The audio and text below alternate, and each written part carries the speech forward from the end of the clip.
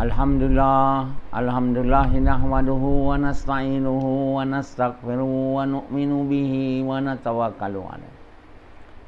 Wa na'udzu billahi min shururi anfusina wa min sayyiati a'malina. May yahdihillahu fala mudilla lahu wa may yudlilhu fala hadiya lahu. Asyhadu an la ilaha illallah wa asyhadu anna Muhammadan abduhu wa rasuluh. Sallallahu alaihi wasallam tabaraka wa sallama tasliman kasiran kasira amma ba'd. Bismillahirrahmanirrahim. Wa man ahsanu qawlan mimman da'a ila Allah wa amila salihan wa qala innani minal muslimin.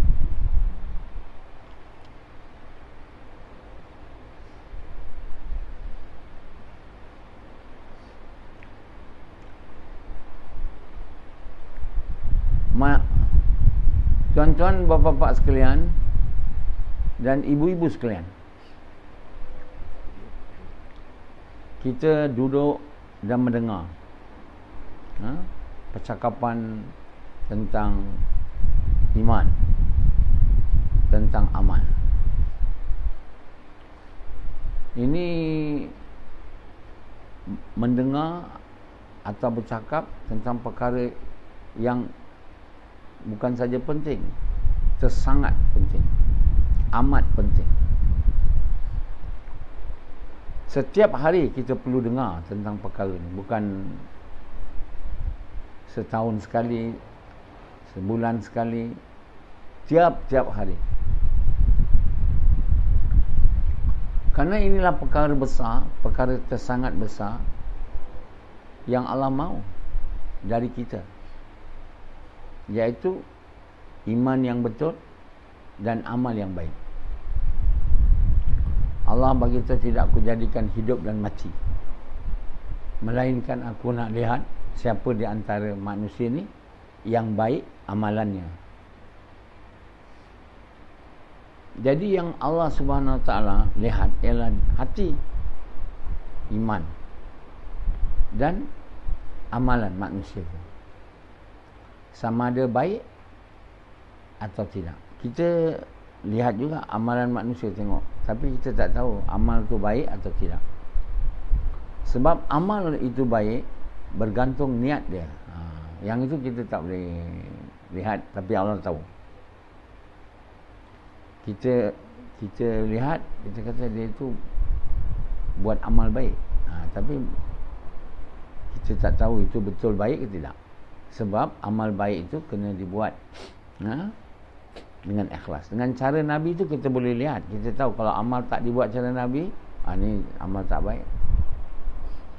Misalnya dia solat tak cara Nabi, kita tahu itu amal tak baik. Tapi sama ada dia dibuat untuk sukakan Allah, ikhlas, itu kita tahu. Allah saja. Malaikat juga tidak tahu. Malaikat dia catat lah. Tapi Allah tahu amal tu baik ke tidak. Jadi kita tak boleh betul-betul pasti orang tu ahli syurga dengan melihat amalan dia. Kita tak boleh melihat amalan dia sebenarnya. Kita boleh lihat luar, kan? Dia tolong anak yatim, dia bagi makanan, bantuan pada anak yatim, pada orang Palestin misalnya. Dia buat wakaf Quran, dia sembahyang, dia buat kerja dakwah misalnya. Kita tahu lagi itu amal baik tak? Macam Rasidi, dia buat kerja gas jauhlah, yang saya dengan izin Allah ajar dia, tapi saya tak tahu dia buat amal itu baik tidak. Yang tahu siapa? Allah saja. Tapi kalau saya tanya Allah, dia iman tak naik, dia buat gas hari-hari, saya tahulah buat gas dia tu tak baik, walaupun hari-hari dia buat gas. Di sinilah nanti orang dia panggil oleh Allah. apa kamu buat kat dunia dengan nikmat yang aku bagi? Aku mati di jalan kamu, ya Allah. Allah kata, kamu tipu. Kamu tidak mati di jalan aku. Kamu mati untuk dapat dipanggil orang syuhada, dan aku telah bagi kamu. Sekarang kamu masuk neraka. Ini sebab dia pun tak tahu niat dia. Dia ingat dia buat baik lah. Bukan saja orang lain tak tahu, kita yang buat pun tak tahu yang kita buat ni ikhlas tak. Jadi ikhlas ni, kata Nabi, nama lain bagi iman. Alhamdulillah. Maknanya ikhlas ni dia tak berkait dengan berapa banyak kita buat. Kita banyak buat amal, banyak. Tidak bermakna dia ikhlas. Orang yang mengajar agama hari-hari, last dia masuk neraka sebab dia mengajar bukan untuk sukakan Allah, untuk dapat nama juga. Jadi Allah Subhanahu Wa Taala yang tahu niat kita. Dan niat ini ikhlas atau tidak berkait dengan iman. Iman, ikhlas nama lain bagi iman. Kalimah ikhlas, itu kalimah la ilaha illallah, dinamakan juga kalimah ikhlas. Kan kita panggil Qul huwallahu ahad, itu surah ikhlas. Kenapa nama surah ikhlas? Qul huwallahu ahad, katakanlah Allah itu satu. Satu orang yang buat satu amal macam Rashidi, dia buat dakwah, dia buat gas, tapi niat dia bukan untuk sukakan Allah, tapi untuk dapat nama, dia bukan amal baik. Dia pun tak tahu dia nak buat untuk nama ke tidak, atau dia buat untuk dapat iman, atau dia buat supaya dapat jadi baik, atau dia buat supaya dia dapat tenang, atau dia buat untuk dapat nama, atau dia buat untuk dapat duit, atau dia buat untuk dapat dunia, atau dia buat untuk dapat hubungan baik dengan saya. Itu semua tak ikhlas.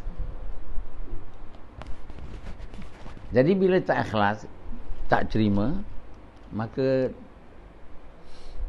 kesan dia tak ada lah. Iman tak naik lah. Walaupun Allah jadikan usaha mengajak manusia kepada Allah ni dengan cara Nabi ni, dengan korban harta masa ni, asbab untuk iman kuat. Tapi asbab tu tak boleh jadi, apa yang kita buat tu tak boleh jadi asbab untuk iman, sebab benda yang kita buat tu tak betul, tak ikhlas. Jadi itu sebab susah. Pertama sekali kita dah mula-mula dah tak ikhlas, buat gas pula tak ikhlas. Sampai bila kita nak dapat iman? Tentu tak boleh kan. Kita sekarang tak ikhlas, tak ada iman, kita buat gas untuk dapat iman. Tentulah sampai bila tak dapat iman. Ya, kita sekarang tak ikhlas. Untuk kita dapat iman, kita buat dakwah gas, ajak orang pada Allah. Tapi kita buat tu untuk dapat iman, bukan untuk sukakan Allah. Sampai bila pun dia tak ikhlas. Sampai bila tak ikhlas, sampai bila pun iman tak naik. Kan? Lepas tu kita maknanya kita buat kerja tu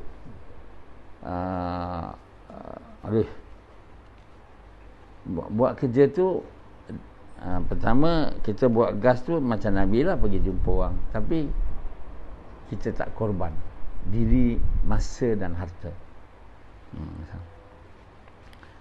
Kita kata yang mana susah saya tak nak, yang mana saya kena korban harta saya tak nak. Itu dah tak cara Nabi tu. Jadi bila tak buat dengan cara Nabi, ikhlas tak datang lah. Macam mana nak dapat iman? Cara pun tak betul. Tapi tentang niat ni, dari awal lagi kita kena buat untuk sukakan Allah. Jadi kita yang tak ada iman ni susah nak buat untuk sukakan Allah. Sebab itu buat kerja dakwah ni kena ada skrip. Macam semayang tu. Semayang tu kita tak boleh cakap suka kita. Daripada niat dia, saja aku salat zuhur kan, kerana perintah Allah untuk sukakan Allah. Kita tak nak cakap tu. Kita kata tak apa, ikhlas. Tak ada, tak boleh. Dia mesti ada kat mulut dengan kat hati. Jadi kita punya gas ni akan hanya kita dapat buat bila kita cakap dekat mulut dulu. Sebab itu skrip tu dibuat kerana perintah Allah dan untuk sukakan Allah. Saya mengingatkan diri saya dan Tuhan. Kenapa dibuat skrip? Supaya kita mengingatkan diri kita. Cakap dengan mulut tu adalah untuk membantu kita supaya dalam hati kita membenarkan apa kita cakap. Itu untuk sukakan Allah. Tapi kalau mulut aja, hati tu tak ada, jadi kita jadi macam burung kakak tu, macam kita semayang je. Untuk ingat Allah ni, kita kena cakap dekat mulut dan benarkan dalam hati. Allahu Akbar, tu kat mulut. Benarkan dalam hati, Allah Maha Besar. Yang itu kita, kalau kita tak tahu Allahu Akbar, kita tak faham apa makna dia, macam mana nak benarkan dalam hati? Allahu Akbar.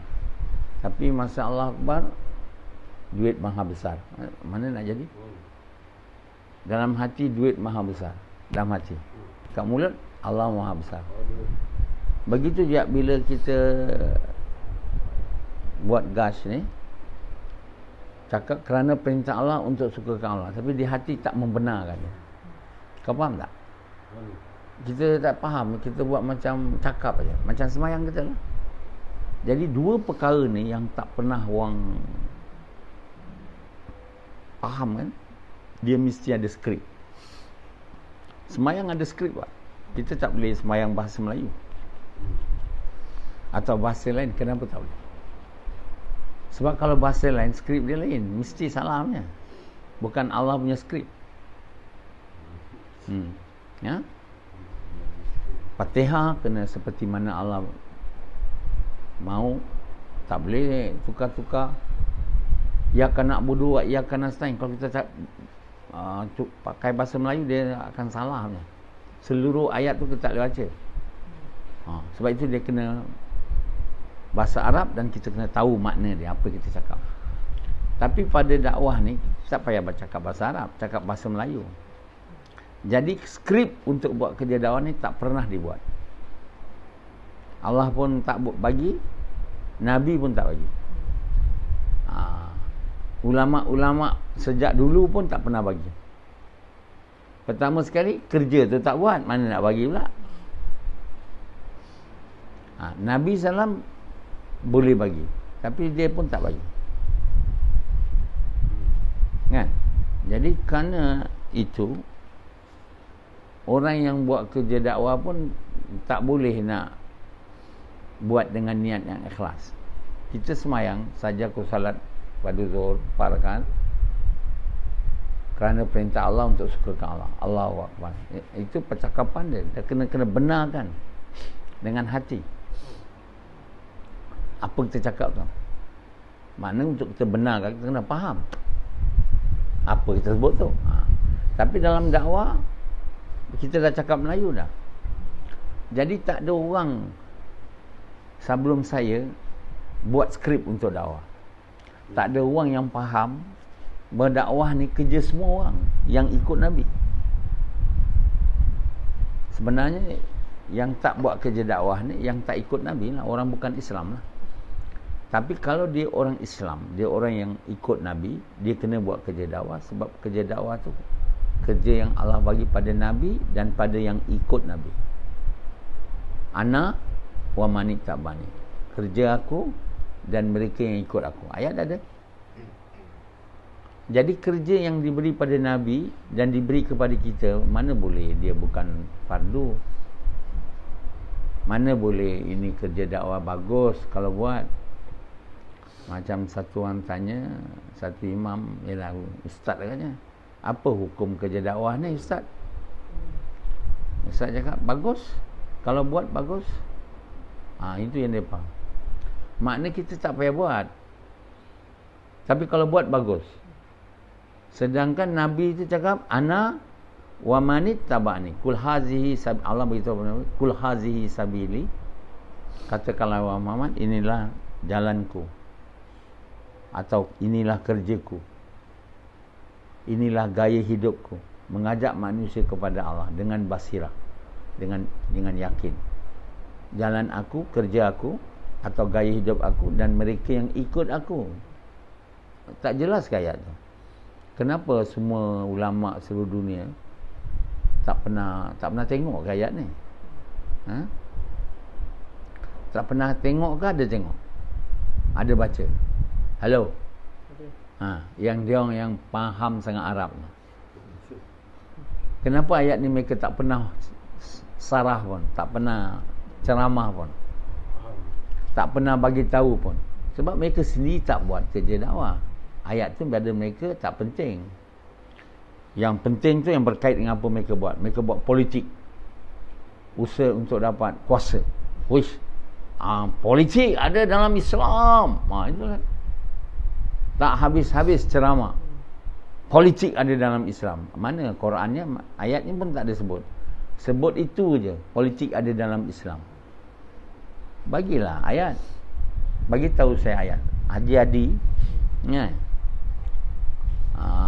Presiden PAS dan semua orang PAS yang cakap politik ada dalam Islam tu, bagilah ayat. Jangan cakap aja. Kalau cakap aja tak betul. Kalau cakap dakwah ada dalam Islam, ayat ada. Ini politik ada dalam Islam, ayat tak ada. Mana penipulah. Masih lagi tak nak menipu. Saya kalau politik tak ada, saya itu bukan Islam.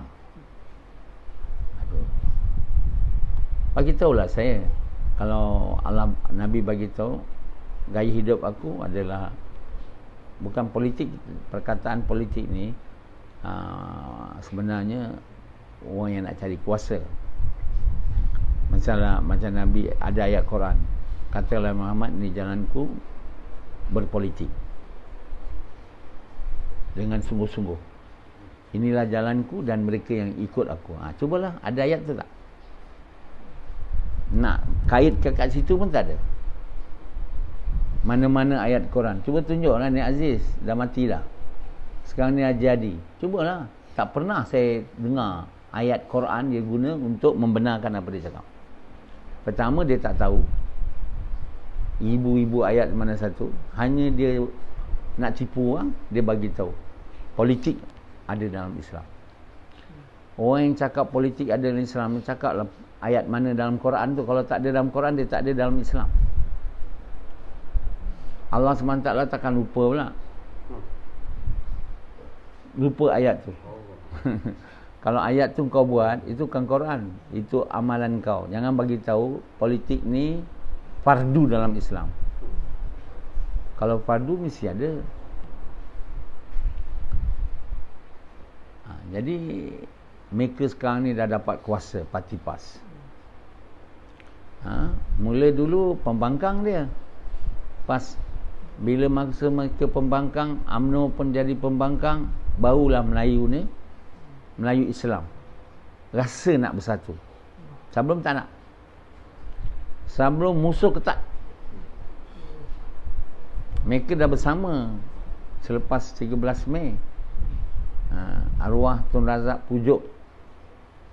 Waktu tu Presiden PAS, siapa nama? Datuk Asri pujuk dia. Kita Melayu. Cina masa 1969 tu adalah pergaduhan lah antara Melayu dengan Cina. Cina ada menang sikit pilihan raya tahun 69 tu. Dia dah naik berani. Dia kata Melayu masuk hutan. Orang Melayu panas. Melayu panas, dia amok. Semua rumah kedai dekat Coket tu dibakar. Cina mula bunuh orang Melayu. Orang Melayu bunuh Cina. Polis, askar datang. Askar pula Melayu. Zap, dia bunuh Cina juga. Dia tak ada jadi askarnya. Dia mana Cina dia bunuh. Ada Cina mana nak lawan, menyerah diri. Askar tu askar Melayu kan, dia takkan pula nak bunuh Melayu pula. Zap, Cina dia tengok. Sekarang aku dengan kau. Cina tak ada pistol, ada sikit kecil je. Dia senabang tu. Curfew, tak boleh keluar. Dulu terbakar dia dekat Coket tu. Cina pula, orang Melayu pergi wayang gambar masa tu, keluar, zap, bunuh dengan pisau. Bunting-bunting dia bunuh. Jadi 13 Mei tu, Cina yang banyak mati, Melayu ada juga. Keling duduk diam. India kata ini dunia aku saya rosak sekarang. Dia tak ada fikir. Jadi Tuan Yang Mulia, Tuan Razak bagi tahu saya, kita mesti bersatu. Setuju masuk Barisan Nasional. Pilihan raya selepas 13 Mei itu tahun 69, pilihan raya tahun 74, saya tahu silap saya. Menang. Hampir semua lah Melayu menang semua. Cina sikit dia parti DAP. Cina pun nak ikut Melayu Barisan Nasional. Sikit Cina yang ikut DAP. Jadi DAP sikit, pembangkang pun tak banyak. Hampir Barisan Nasional. Begitulah keadaan seterusnya sampai Mahathir. Sebab itu Mahathir senang memerintah. Apa susahnya? Semua 2/3. Lepas tu bila diorang Mahathir berhenti, diorang mula panas dengan Mahathir, diktator. Orang Melayu, Cina semua ingat bila Badawi turun ni keadaan baik lah. Tak macam Mahathir keras kan. Keras saja semua. Walaupun dia orang sayang juga dengan Datuk Mahathir. Datuk Mahathir nak berhenti, dia orang nangis semua. UMNO. Namun dia orang nampak dia keras. Keras kan. Jadi bila Badawi lembut, dia orang kata inilah kebaikan. Jadi dalam pilihan raya yang selepas Mahathir, Badawi kandidat majoriti. Lebih dari apa yang Mahathir pernah dapat. Tapi lepas tu Badawi bagi anak dia Khairi, anak bukan anak dia, menantu dia yang bijaksana, bukan bijaksana, bijak, membelik. Telah menggunakan Badawi, namanya orang tingkat 4, untuk mempengaruhi Badawi dan menguruskan. Dia pula untuk supaya dapat pengaruh, dia guna semua duit-duit projek untuk bagi dekat pemuda UMNO. Jadi keadaan sudah jadi tak baik. Orang Melayu pun tak suka, orang Cina pun tak suka. Election akan datang, Badawi hilang. Dapat one simple majority. Tahun berapa tu? 2008. Bermulalah hancurnya Barisan Nasional, two-third majority. Lepas tu Najib ambil, hancur lagi. Last election lagi satu, Najib hilang. See, cerita ni orang yang kemudian lahir, anak-anak ini tak tahu dia. Dia ingat Malaysia ni macam itu je. Kalau dia dengar ceramah saya ni, dia gini ya. Lepas tu Mahathir take over selepas Najib merosakkan Barisan Nasional. Hancur dulu bos. Letak BRIM. Walaupun ada orang suka, tapi banyak yang tak suka. Terutama Cina, Melayu juga, India tak suka tax semua. Semua barang mahal. Siapa nak undi dia? Simple thing. Penasihat bijaksana Najib, Dato' apa ni, Ahmad Misran, apa sama orang Johor, Mamat Misran cakap harga akan turun rendah. Dia orang semua ketawa. GST tu nak untuk teks barang, bukan teks orang je, barang. Yang banyak barang ni jual Cina. Melayu mana banyak jual barang. Dan kita membeli barang, jadi mahal harga tu. Boleh pula Mak Maslan bagi tahu barang murah. Dia pun masak nasi goreng. Jadi ketawakan orang. Sekarang nak dilantik jadi timbalan speaker pula.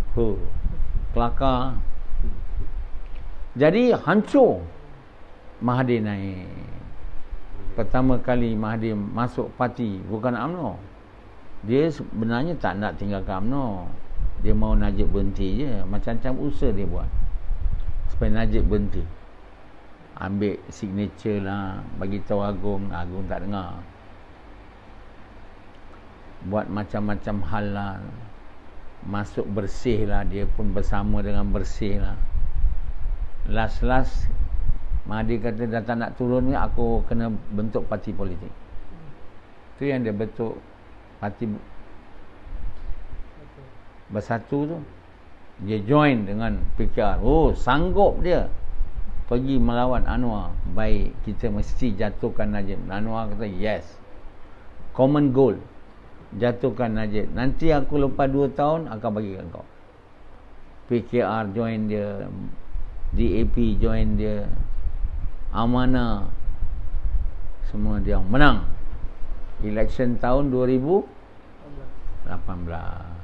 Mahathir jadi Perdana Menteri. Agung tak nak bagi kat dia. Asal Mahathir pula dia parti kecil, parti yang banyak menang, PKR. Patut Wan Azizah lah problem ni. Tapi semua parti-parti tu kata kat Agung, kami semua dah tulis, kami mau dia. Barulah Mahathir naik. Jadi Anwar pun dikeluarkan dari penjara. Anwar kata aku dari penjara ke istana, macam Nabi Yusuf lah. Tapi Nabi Yusuf dapat kuasa terus, dia tak ada, berehat dia. Isteri dia jadi timbalan menteri. Berjalan masa, lepas dah dekat nak 2 tahun, dah jadi lain pula. Muhyiddin Yassin dengan Azmin Ali yang dah bergaduh dengan Anwar, cabut keluar dari Parti Harapan. Cabut. Mereka join dengan UMNO dengan PAS. Kembali keadaan dulu di masa Tun Razak tu. Mereka buat demikian sebab mereka tengok bila Pakatan Harapan naik, Cina nampak berkuasa. Orang Melayu semua dah tak nak. Tak nak lagi Pakatan Harapan ni. Dia memang nak Najib tumbang, tapi tak naklah Pakatan Harapan berkuasa. Kita ingat Mahathir jadi Perdana Menteri, bolehlah kawal Cina. Nampak tak boleh kawal sangat. Boleh kawal. Mana dia bagi Cina banyak jadi menteri-menteri? Tak ada. Walaupun dia banyak menang. Tapi dia tak boleh kawal macam mana dia kawal zaman dia jadi Perdana Menteri, di mana Barisan Nasional tutup. Sekarang dia kata aku tak boleh kawal. Aku boleh maneuver lah. Tapi orang Melayu tak puas hati dengan tu. Sebab dia biasa dah dengan pemerintahan Melayu. Sebab itulah langkah Sheraton tu berlaku. Jadi sekarang daripada Muhyiddin jadi Perdana Menteri, sekarang Ismail Sabri.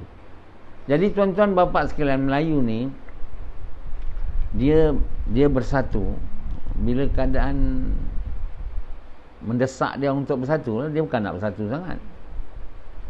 Jadi masa sebelum Pakatan Nasional ni wujud, Amin Pakatan Harapan. Orang Melayu baru tengok bila Cina berkuasa, dia mula naik angin dia. Macam-macam dia buat. Minta itu diiktiraf Cina punya sekolah tu. Debu cimpeng bawa datang. Berani dia. Cina Melayu semua diam. Dia orang kata nampaknya Islam telah dicemar. Itulah dia nak buat orang Melayu semua support dia. Bila berlaku Pakatan Nasional, Muhyiddin Jabir PAS terus bersama. Dapat kuasa, PAS yang selama ni memperjuang Islam, air liur keluar. Dah jadi menteri. Hanya Haji Hadi tak dapat menteri, dijadikan duta khas bertaraf menteri untuk Timur Tengah. Jadi mereka mula dapat kuasa, dapat kereta besar, dapat pengawal, dapat gaji. Jadi bila ada dunia, semua hasrat nak memperjuang Islam telah roboh. Apa pun dah roboh. Sedunia memang dah tahu dari sejarah lagi, siapa saja Nabi pun bagi tahu, bila cinta dunia datang, umat ni akan hilang cinta pada Islam. Termasuk PAS orang PAS. Bukan orang PAS siapa saja. Bila mereka luput dari mencintai Islam, maka tentulah mereka tak mencintai perintah-perintah Allah kan.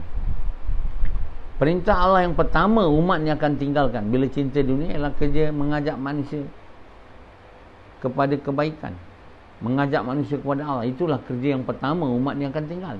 Nabi dah bagi tahu, apabila umatku mencintai dunia, luputlah dia mencintai Islam. Apabila dia meninggalkan kerja mengajak manusia kepada kebaikan, mencegah kemungkaran, luputlah dia daripada keberkatan Quran, wahyu. Dan apabila dia caci mencaci, maknanya bila dah sesat, dia caci mencaci lah, maka luputlah mereka daripada pandangan Allah. Allah tak pandang lagi. Jadi bila cinta dunia datang, memang datang pada umat Islam ni, tak payah dia masuk PAS pun. Tapi PAS yang bersemangat Islam tu hancur dia punya cinta pada agama tu. Senyap dia. Sebab dunia dah datang. Dunia dah datang. Dunia dah dapat, bukan datang. Dulu dia bersama UMNO, Muafakat Nasional. Tak apalah masa tu, masa belum jadi pemerintah. Sekarang dah pemerintah, tak mau dia kata. Kita tak mau tinggalkan bersatu. Tinggal satu tak adalah kuasa. Dah bergaduh dengan UMNO. UMNO kata tak mau dah.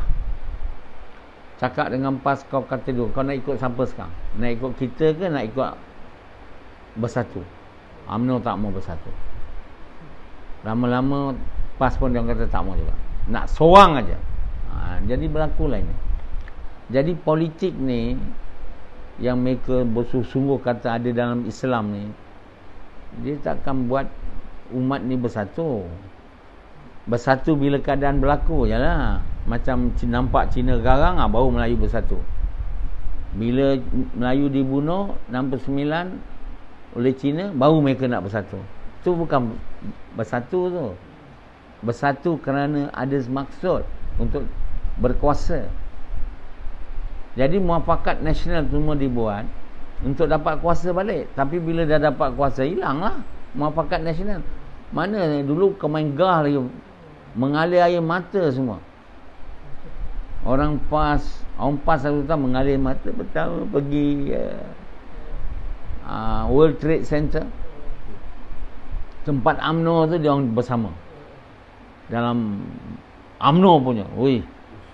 Masa Pakatan Harapan memerintah, mereka betul-betul kata dalam election akan datang, kita akan sapu bersih.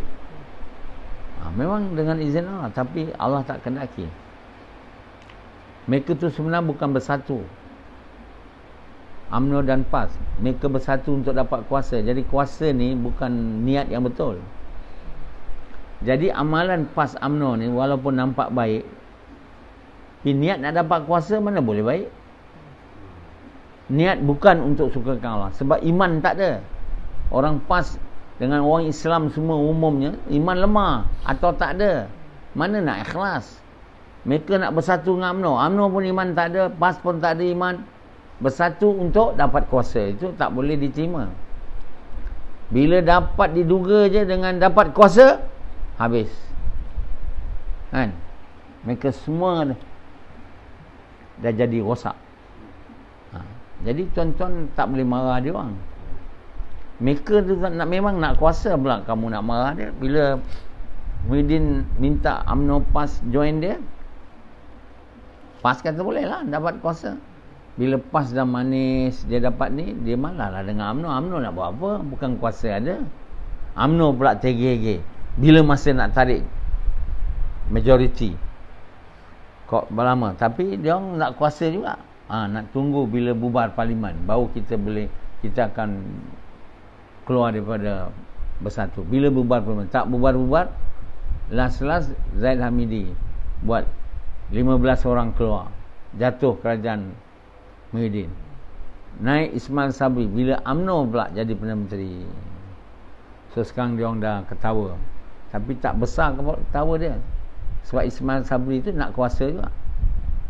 Aku kalau buang Muhyiddin, habislah aku. Bersatu banyak je.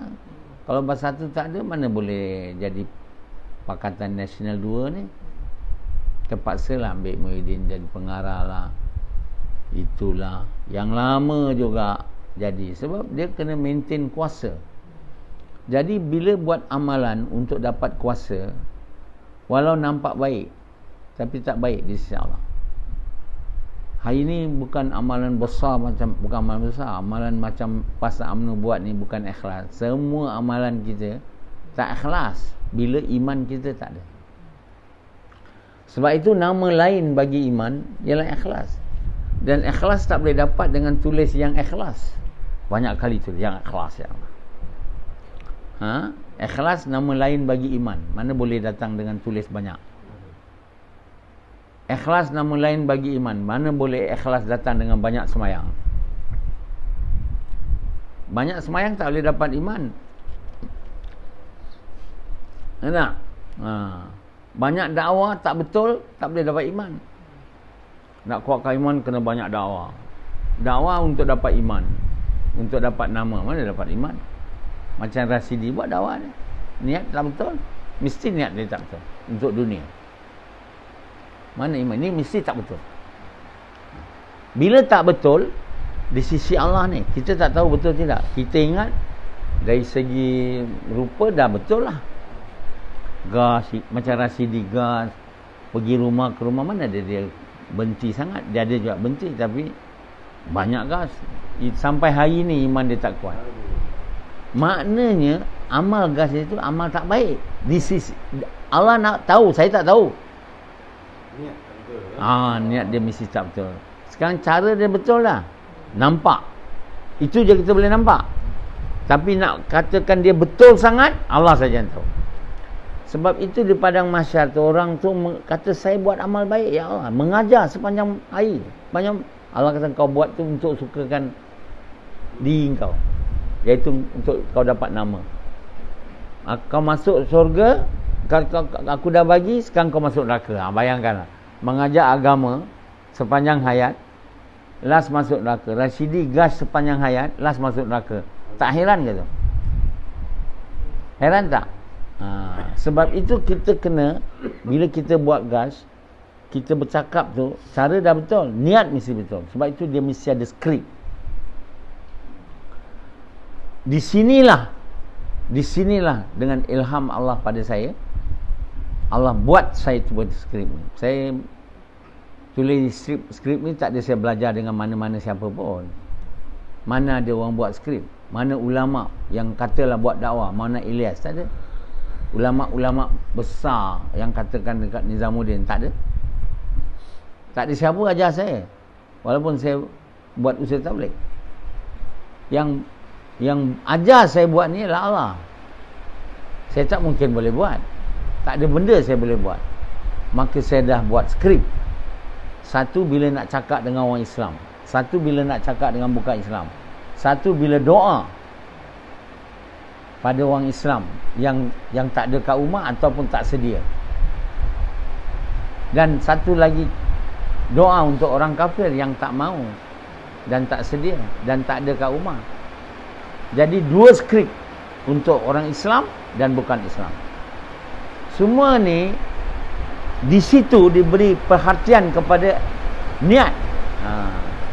Kan itulah perkara yang membezakan amalan tu baik atau tidak. Cara dah baik dah. Jadi kalau kita tak ikut skrip ataupun kita ikut skrip tapi tak membenarkan apa kita cakap, kerana perintah Allah untuk sukakan Allah, kita tak benarkan, amalan gas kita most likely tak baik. Bila dia tak baik, kesan akibat daripada gas yang ni, iman naik, iman tak naik. Outcome dia, iman tak naik. Jadi sebab itulah skrip tu dibuat. Walaupun dibuat, kita masih tak membenarkan apa kita cakap dalam skrip tu. Tak membenarkan hati. Sebab kita fikir lain masa bercakap tu. Macam dalam semayang, kita cakap Fatihah tapi tak membenarkan apa yang kita cakap dalam Fatihah dalam hati kita. Kita tak boleh ingat Allah lah kan. Kita tak membenarkan apa kita cakap. Jadi dalam semayang ni, apa kita cakap kita kena benarkan. Untuk kita kena tahu apa kita cakap tu. Tapi kalau kita berya-ya bersungguh kan, jadi Allah akan bantu kita. Bantu kita lama-lama untuk ingat. Kita kena usahalah mujahadah. Kalau tak ada mujahadah, buat aja. Sekarang perintah Allah untuk suka kalah, tu ingatkan diri saya macam tu je, macam nyanyi pula. Tak jadi lah. Macam semayang, kita macam nyanyi je. Nak? Tak jadi lah. Macam kata iyyaka na'budu wa iyyaka nasta'in. Pada engkau aku taat, pada engkau aku meminta. Itu kita tak tahu. Iyyaka na'budu wa iyyaka nasta'in. Apa makna dia pun tak tahu. Macam mana kita nak benarkan apa kita cakap? Ihdinas siratal mustaqim, beri aku petunjuk jalan yang lurus. Itu pun kita tak tahu. Nak benarkan apa? Jadi kita kena mulut dan benar kat hati. Baru kita jadi orang yang ikhlas, dan baru kita diberi iman. Iman kita naik. Kita lagi dapat membenarkan dalam hati kita apa kita cakap dekat mulut. Jadi perkara ni saya dah terang kenapa kena ada skrip. Tapi namun saya tak ada kuasa nak buat kamu faham. Nak buat kamu buat apa yang saya mahu kamu buat. Saya tak ada kuasa. Kalau kamu tak nak cuba, macam mana Allah nak bantu kamu? Macam mana Allah nak bantu kamu kalau kamu tak cuba menghayati apa yang kamu cakap, sama ada dalam semayang atau dalam gas. Dua perkara ni sangat penting punya amalan untuk dibuat dengan betul, dengan menghayati dia, dengan membenarkan apa kita cakap. Dalam gas ya bahasa Melayu, mulut kita kena benarkan apa kita cakap tu. Baru ikhlas kita, iman kita akan meningkat. Bila meningkat, iman kita makin meningkat, makin senang kita menghayati dia. Mesti kita melalui period susah dulu, baru datang senang. Kalau kita langsung tak ada mujahadah nak membenarkan ini, hanya setakat menyanyi je dalam semayang dan dalam gas, tak adalah dapat. Gas semayang kita pun tak diterima, khusyuk. Gas pun kita tak diterima. Last kita jadi hampas. Jadi tuan-tuan yang mulia, pertama sekali kena buat gas tu. Tapi kalau buat dengan tak ikhlas, sebab skrip yang dibuat tak dihayati, dia tak jadi juga kan. Jadi inilah kali pertama skrip dakwah ni dibuat. Kalau sekiranya umat ni menghayati apa dia cakap dalam gas tu, amalan gas dia jadi ikhlas, dia jadi baik, iman dia akan naik. Kalau dia tak menghayatinya, iman dia tak naik. Macam semayang dia, kalau dia tak menghayatinya, dia tak akan datang kepada khusyuk selamanya. Kalau dua ni dia tak buat lah. Jadi tuan-tuan yang mulia, memang Allah bagi khusyuk, Allah bagi ingat. Tapi Allah juga tengok sejauh mana kita berusaha untuk ingat. Dulu kita tak pernah buat skrip pun untuk dakwah. Tak ada orang buat, manusia ni. Jadi siapa yang buat dakwah? Pertama, tak ada orang buat dakwah. Yang buat dakwah pun tak betul. Tak ajak orang kepada Allah, tak cakap kalimah. Bila kalimah pun tak menghayati. Jadi dengan izin Allah, semua dengan skrip ni, saya eksperimen dengan diri saya sendiri. Tuan boleh lihat betapa saya telah meningkat dalam iman saya ke tahap yang sangat tinggi, yang mana kamu pun tak boleh bayangkan. Tanda iman saya tinggi dan semayang saya bagus. Pertama, iman tinggi kan. Lepas tu last, buktinya apa? Semayang. Pertama sekali. Jadi hari ini kamu tengok tak semayang saya? Boleh air mata keluar. Ini tak boleh dibuat kalau bukan khusyuk aja ada. Khusyuk dan takut dan harap pada Allah. Ini tak ada. Memang semayang tu susah nak dibuktikan lah semayang tu bagus. Saya sebelum ni cakap kamu semayang saya khusyuk. Itu je. Tapi sekarang kamu tengok air mata keluar. Boleh orang semayang air mata keluar kalau tak khusyuk? Boleh? Tak boleh. Satu bukti yang nyata dan jelas depan kamu bahawa semayang saya khusyuk, bukan khusyuk saya kudu. Jadi setiap benda ada bukti. Kenapa saya dapat iman begitu tinggi, semayang begitu baik dengan izin Allah? Ini kalau saya semayang, orang tu nak jadi imam pada saya, dia semayang pun tak khusyuk, berdosa orang tu. Kecuali dia tak tahulah. Kalau dia tahu saya ni orang yang khusyuk semayang, dia nak jadi imam, tak boleh. Ataupun saya sendiri tak nak, saya suruh dia, itu tak apalah. Tapi kalau dia tahu ada orang lebih baik pada dia jadi imam pada saya, berdosa dia. Mengada pula nak jadi imam. Awak ingat Allah pun tidak. Hari ni kat dunia yang ada semayang macam saya bukan ramai, seorang je. Kenapa saya seorang? Sebab kerja dakwah ni telah dibuat dengan betul, dengan izin Allah. Kamu kalau tak ikut macam mana saya buat, mana nak dapat? Kamu kena ikut dengan betul. Okey.